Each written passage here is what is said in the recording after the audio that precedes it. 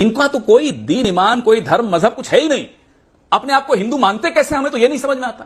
कोई हिंदू इस तरह की गतिविधि में संलिप्त हो ही नहीं सकता जिन गतिविधियों में आज भारतीय जनता पार्टी और संघ शामिल होता है। मैं हिंदू नहीं हूं। आप पहले तो हिंदू होने का सर्टिफिकेट अपने आप को देना बंद कर दीजिए। आप हैं ही नहीं, सर्टिफिकेट लीजिए हमसे। Who are you are not a Hindu. कोई हिंदू ऐसे कर ही नहीं सकता। यहां आकर तिवारी जी को मौलवी मौलवी कर, क्या है ये तरीका है, ये सलीका है। सत्ता में हो तो थोड़ी जिम्मेदारी सीखो। ये मुस्कुरा रहे हो, बत्तीसी दिखाए जाते हो सुबह से शाम तक बैठ के, शर्म नहीं आती तुमको यहां बैठकर? तुम्हें शर्म है? कुछ शर्म आया है? शर्म करो, भगवान से डरो। छवि बना रहे हो देश की पूरे विश्व में।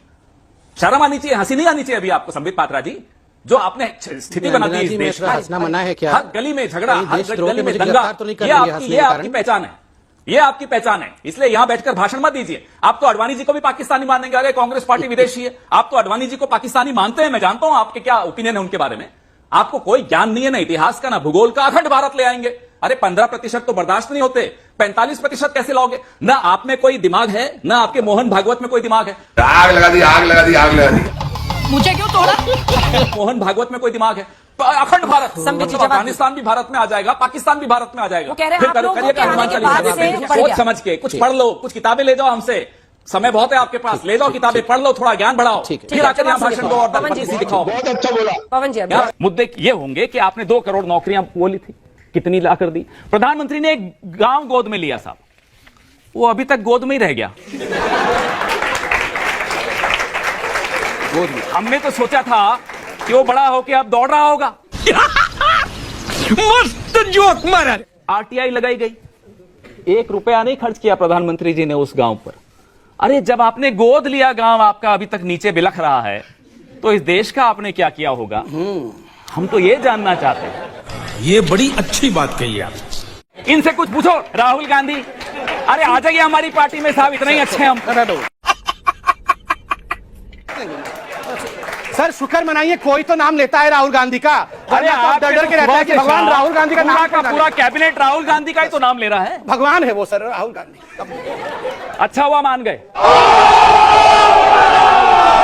मैं मानता हूं कि राहुल आयत दुरुस्त आयत। नहीं, मैं मानता हूं। आप भी संविधान को आप धज्जियां उड़ाएंगे, मेरे धर्म के परंपराओं की आप धज्जियां उड़ाएंगे। पाकिस्तान में ये होता है तो साहब हम भी ये करेंगे। अरे भाई, पाकिस्तान जैसा बनाना चाहते हो इस देश को? नहीं साहब, अफगानिस्तान में भी ये होता है।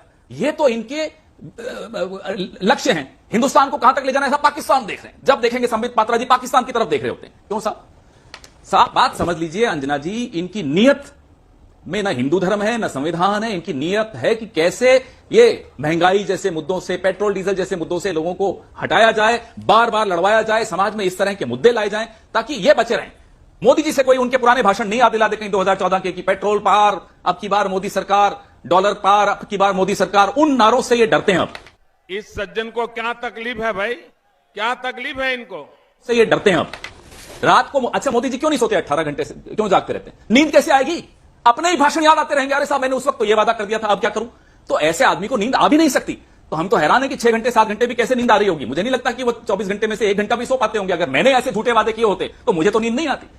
तो इनकी मंशा बड़ी स्पष्ट है। इसलिए ये हमें और आपको नहीं इसमें पढ़ना चाहिए कि हनुमान चालीसा वर्सेस हराम, झटका वर्सेस हलाल, ट्रिपल तलाक, ये वो फला ठीकना, रोज मुद्दे ले होते कौन हो सब आप? आज तक तो रामनवमी में ऐसा नहीं होता। ऐसा क्यों है कि जब से मोदी जी प्रधानमंत्री बने हैं, रामनवमी में भी दिक्कत, हनुमान जयंती पर भी दिक्कत। तो ये दिक्कत कौन ला रहा है? ये बैठे हैं, ठेकेदार साहब बैठे हैं, आपके बगल में बैठे हैं। अमित शाह साहब के एक सुपुत्र हैं, नाम है शाहजादा, सॉरी नाम है जय शाह, शाहजादा। माफ करना, गुस्से में इधर उधर निकल जाता हूं। जय शाह साहब की एक प्लॉट 6.5 करोड़ का प्लॉट, उस पे 17 करोड़ का लोन मिल जाता है। कौन देता है लोन? गुजरात के उप मुख्यमंत्री नितिन भाई पटेल एक और बैंक में डायरेक्टर हैं, वो बैंक इनको लोन दे देता है। और वो 6.5 करोड़ का प्लॉट कौन देता है? गुजरात सरकार देती है। यह है शहनशाह का शाहजादा मॉडल। अमित शाह का नाम हमने शहनशाह इसलिए रखा है, उनके लिए कोई नियम नहीं, कोई कानून नहीं।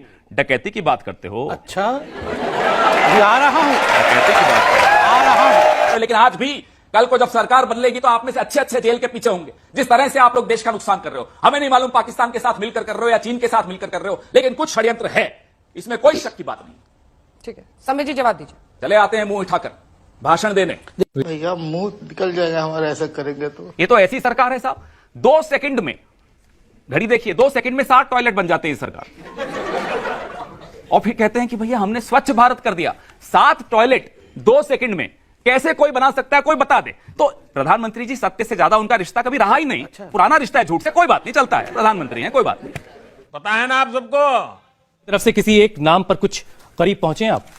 देखिए, नाम तो नामदार वाले जाने जो सूट पर अपना नाम गुदवाते हैं, पूरे विश्व में जाने जाते हैं।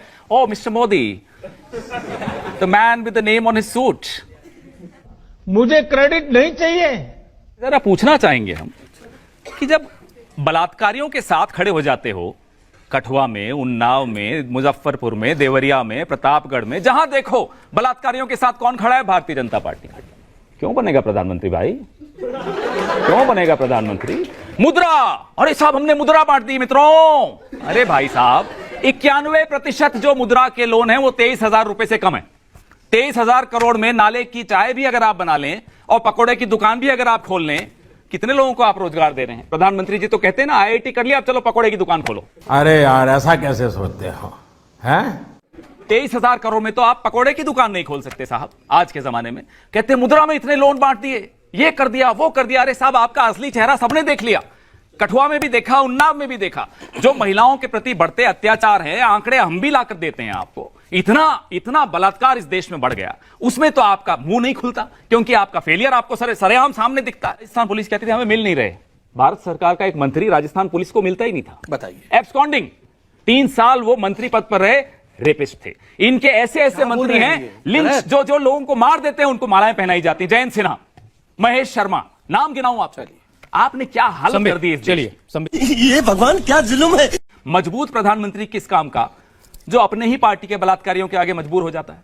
वो कठुआ में हो, उन्नाव में हो, हाथ बांध के खड़े हो जाते हैं। ऐसा मजबूत प्रधानमंत्री हमें नहीं चाहिए, नौकरी दे नहीं पाता किसानों को। चलिए, आखिरी फैसला।